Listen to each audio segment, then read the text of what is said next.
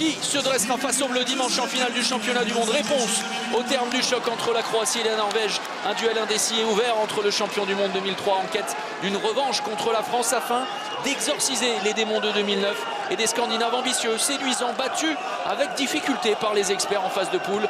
Sur cette disqualification après 3 exclusions, Luka Stepancic, c'est bien mieux. La passe avec le rebond et derrière l'ajustement. Très bien joué de la part de Horvat. Inoxydable Horvat, qui est toujours resté tapis un peu dans l'ombre de grands noms. Alors évidemment, on se souvient de Tsomba il y a plusieurs années, mais ensuite Šupić, qui était vraiment le joueur phare qu'on mettait beaucoup en valeur. Mais Horvat a toujours été très efficace. C'est un très bon tireur de 7 mètres. Cindrić avec Mandalinic, ça passe à côté. Et effectivement, vous le disiez, l'impression du début de match n'est pas du tout l'illustration du score, parce que les Norvégiens sont revenus en quelques instants à 6 partout, en mettant du rythme, en montant rapidement les ballons. Mamic auprès Duvniak, Sebetic, pas de solution. On est très latéral. Le gardien est revenu, la contre-attaque. L'ADN du jeu norvégien. Des projections rapides avec des ailiers virevoltants. Oui, c'est en général là où il réussit à se mettre en situation. Oui, dans le jeu, tout simplement. Tennyson participe beaucoup plus au jeu. Tangen est un tireur, bien évidemment, avec un bras assez fabuleux. Le passage de bras pour faire la différence. C'est très bien joué pour servir Luka Stepancic. Alors une information, attention, la passe totalement manquée de Tangen. Le jeu rapide, on est en supériorité numérique. Oh, c'est difficile, même pour Duvniak. Duvniak vient envoyer un tir surpuissant dans le coin long. Mamic qui reçoit le ballon arrêté, c'est très compliqué et c'est arrêté par Bergerud. On ne s'est pas compris. Côté gauche. Et la Norvège reprend les devants. Ballon de plus 2, ballon de break. Pivot seul, pivot seul. La Croatie reprend un avantage dans le money time. On est entré. Plus 2.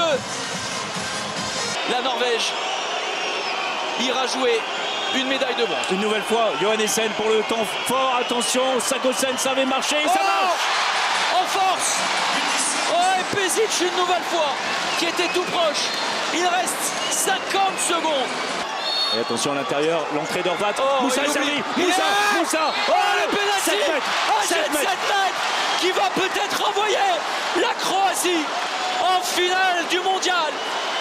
Incroyable décision pour l'espoir de tout un peuple, pour envoyer la Croatie en finale. Et là, incroyable dénouement dans cette demi-finale. Il y aura la première prolongation de cette 25e édition. Et Tennyson en position d'ailier. Tennyson qui va prendre le rôle de Johannesen à l'inverse en arrivant de droite. Il sert Murol. Et la Norvège repasse en tête. En passant dans l'axe, pas du tout dans le rond central, mais dans l'axe de la passe entre le gardien et le réceptionneur. François-Xavier vont devenir brûlants. Avec Tangen. Quel tir! Le coin long. La lucarne. Un coup de canon. Plus que 50 secondes, moins de 50 secondes. Sebetic, il est bien lancé, c'est à côté, c'est terminé. C'est terminé. La Norvège va rejoindre la France en finale du mondial. Jamais les Norvégiens dans leur histoire n'étaient parvenus à se hisser en finale d'un mondial. C'est une passe décisive, c'est terrible. Pour voir le calice jusqu'à la ligne. La Croatie sort de ce mondial et devra se contenter de la petite finale. Des retrouvailles entre la Norvège et la France. Les Bleus victorieux en phase de poule vont retrouver l'une des équipes avec la Suède contre laquelle ils avaient le plus lutté. Scénario et soirée terrible. incroyable et terrible pour la Croatie.